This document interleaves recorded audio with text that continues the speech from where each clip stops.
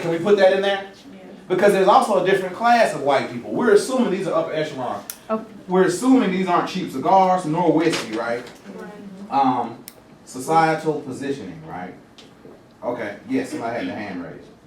But as far as, can you say that it's symbolism of, they said she's an American dream? Yes. The way that the boys behave in a way of, they're trying to shy back, they're trying to stay away from her. But when the white man saw, they reached out, they got ruthless, they're willing to do stuff to get the American dream by any means. Good, They excellent. had to drag her out of there. Yes, and above that, okay, yes, perfect.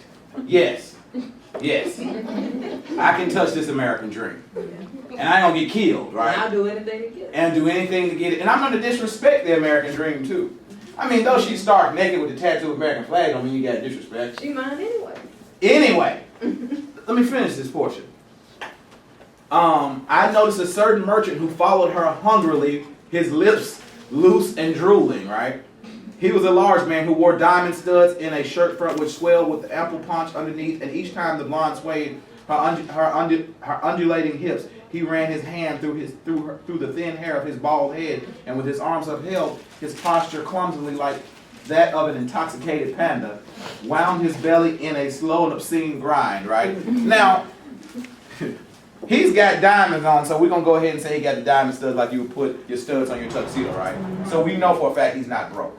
Nobody in that room is broke. They are the upper echelon. They're high society, right? So you're right. The American dream is theirs, and they can be obscene, but they own it, like you said. Now, so when they parade her out, what happens?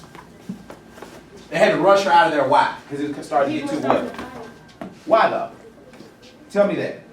The music had quickened, right? As the dancer flung herself about with a detached expression on her face, the men began reaching out to touch her. Highlight, highlight, highlight. I could see their beefy fingers sink into the soft flesh. Some of the others tried to stop them, and she began to move around the floor in graceful circles as they gave chase, slipping and sliding over the polished floor. It was mad. Chairs went crashing, drinks were split as they ran laughing and howling after her, right? Now, I'm going to stretch it far here. American dream might not want to be captured, does it? Because it's an idea, right? Out of the 20 of us in here, we probably all have a different notion. We have some commonalities about what our American dreams are. But this American dream don't want no part of the American white man, do they? Does she? They mentioned about her face was expressionless, right? She's probably used to being objectified. Right? Objectified somewhere. Because we've objectified the American dream, right? The reality shows are terrible because I don't even think we understand what the American dream is, right? There's an objectification of the American dream. Just like it's a thing, and it's an idea, it's an intangible thing, something that you can't touch. It's an idea or a belief. It's not a car, right? It's not a house. It's not a handsome man or a beautiful woman or a great college, right? It's not that. It's not something you can touch, it's an idea. So it gets too buck in there, right? It gets real wild. They already drunk.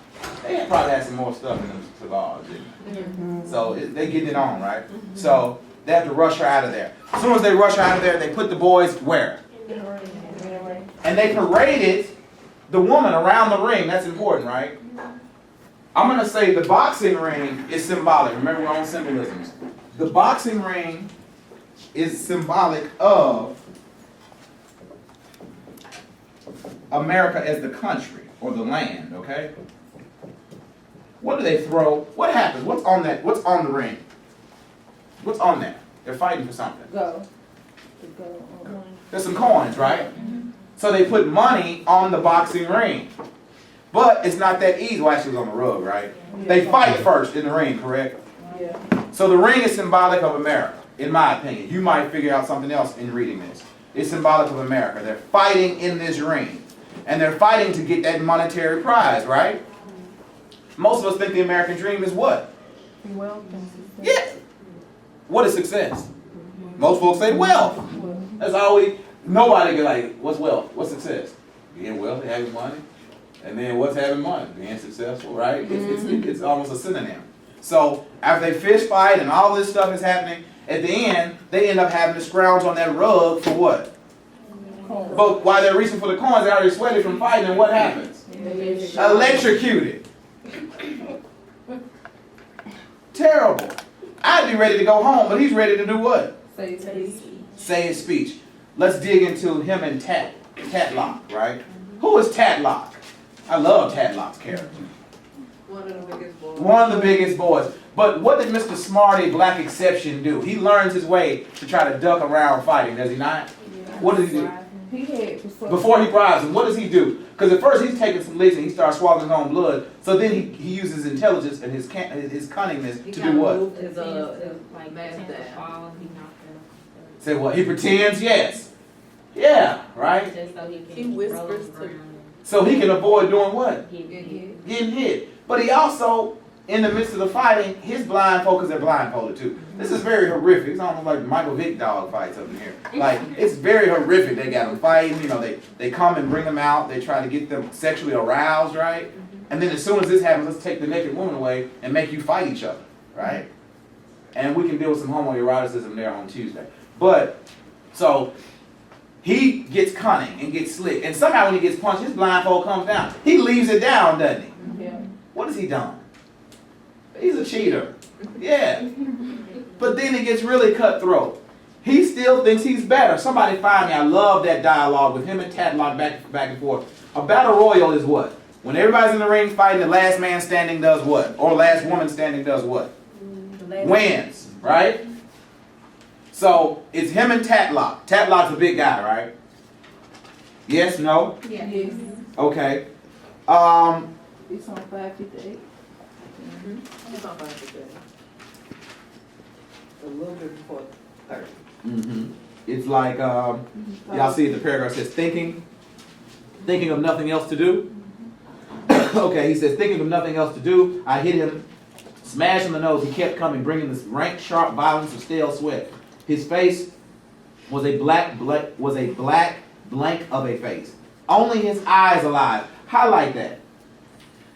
What do we get the feeling that not only Tatlock, we're assuming all the boys are like that? What does that tell you? What's going on in their lives? What does that mean? Struggle. Yeah. Passion. Hurt, pain. After so much hurt and pain and disappointment, people can see it in your eyes when you're unhappy, can't they? Or when you're angry. Or when you're cutthroat. Or when you low down. Or when you're in love. You can tell a lot through eyes, right? Sometimes I be having students look at me, what's wrong? I want to edit that out. That you can tell they hate you, right? What's this? Wow. You don't want to be here. Get out. But Tatlock is probably indicative of all underachieving or poorer blacks at this time, right? He knows that the narrator does not fit here, right? Something strange about him. In fact, they know it. Probably from his speech, right? He probably tries to talk like he's more educated than them, right? And some people can carry themselves like they're, it's hard to explain, like they're better than you, and you can get that feel, right? So Tatlock is there with these dead eyes, right? Probably dead from pain, correct? Disappointment, heartache, and he probably does this every week trying to get money. Let's move.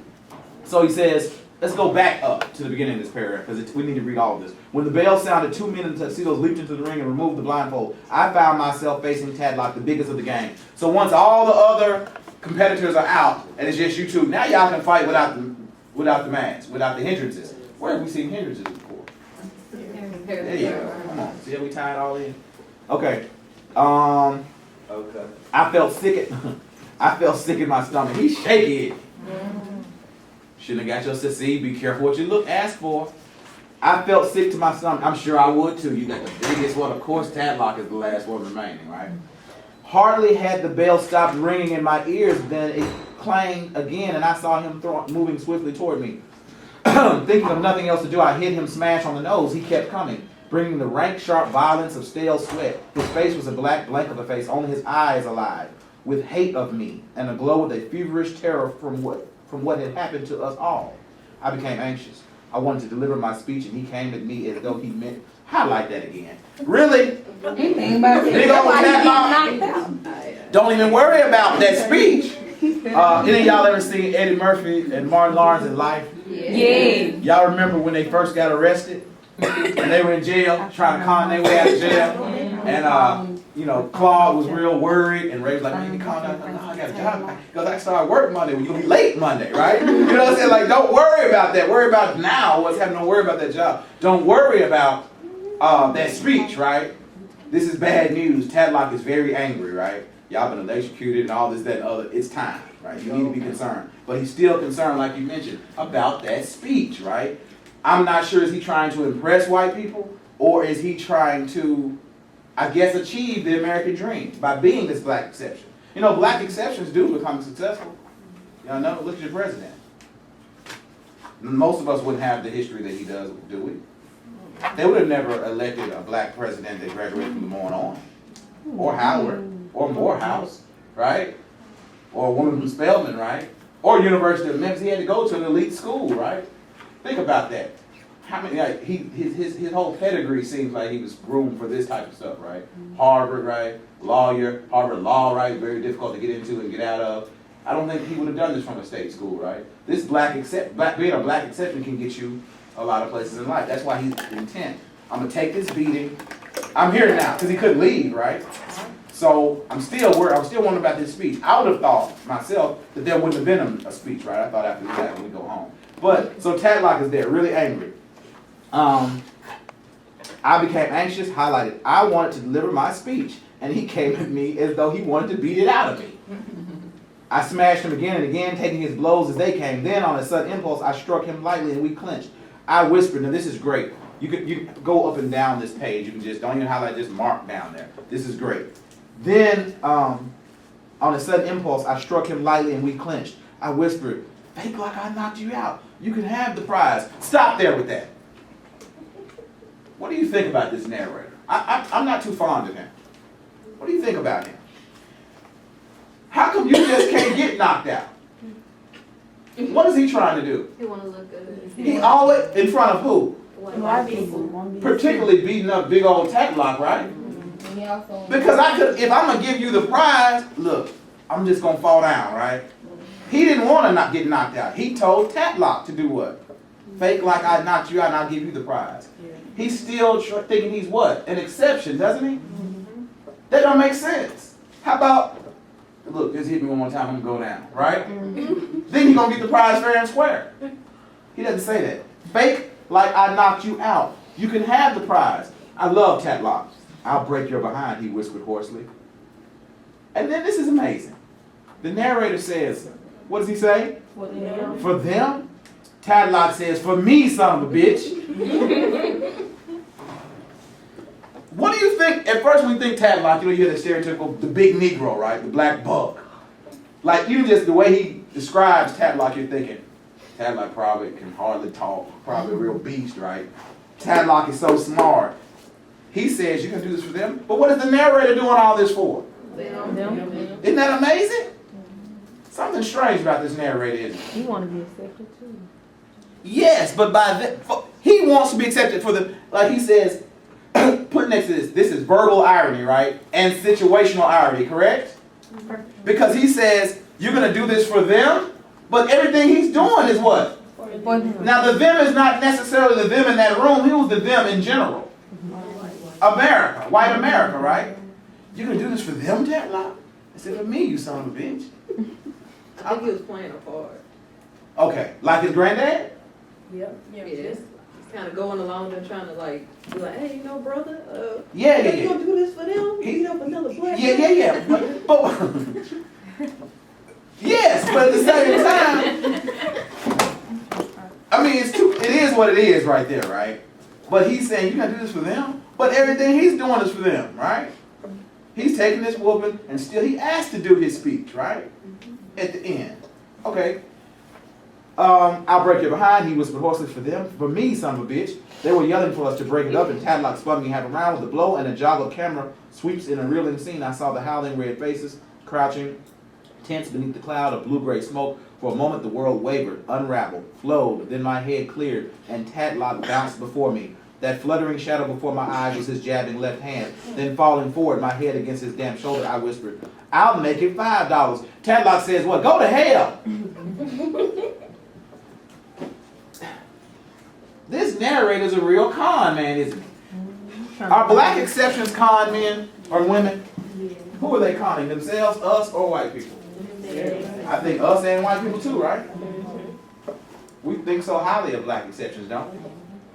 Think about it. Do we not? Have you ever heard your president? You're gonna have to edit this part out. You know that. Have you ever seen your president ever really discuss black issues? I'm proud of the guy, truly, but he never ever touches it. In his 2000 and this past inaugural speech, he mentions the the lesbian, gay, bisexual, and transgender community. He mentions Latinos, Hispanics, and immigrants. He mentions women's rights and women equality, job equality. He never says black. Have y'all noticed that? Mm-hmm. We let him get away with it. Most of us do. I've heard black people say, he doesn't have to mention black. Everybody know he's black. That wouldn't be right to do that. He can't do that. He's the president of all the United States, not just black folks. Well, why? Well, he's not just president of gays and lesbian and bisexual, transgender, or immigrants, or Latinos, or Hispanics. Why did he mention them? Right? Watch your president. We let black exceptions get away with this. This young man in this story, this narrator is an exception at best in this excerpt. You should go back and read The Invisible Man. It's a very, very, very great novel. Or novel, shorter. But this whole piece, he's a terrible type of black exception here. Because he does never want to look bad, just everyone else, right? Tatlock. It's almost like he wants to get Tatlock out of the way so he can go ahead and do what? His speech. That damn speech, right? Okay. Let's stop right there. Any questions about your paper that's coming up? Yes. Those of you all that missed class, you need to come or wait in class afterwards so I can give you the sheets. I have the criteria for the paper. Then I have examples of how you can utilize in quotes, in text quotes. And I've changed the date for those of you all that came in late from April the 16th to April the 18th. Some of us are not doing well, I'm gonna be honest with you, and you should know who you are. Good luck is all I can say on that, but you're gonna have to come with it on this next examination and of course the paper. But anybody that didn't get the information, you can see me after class. See you guys next Tuesday. Have a good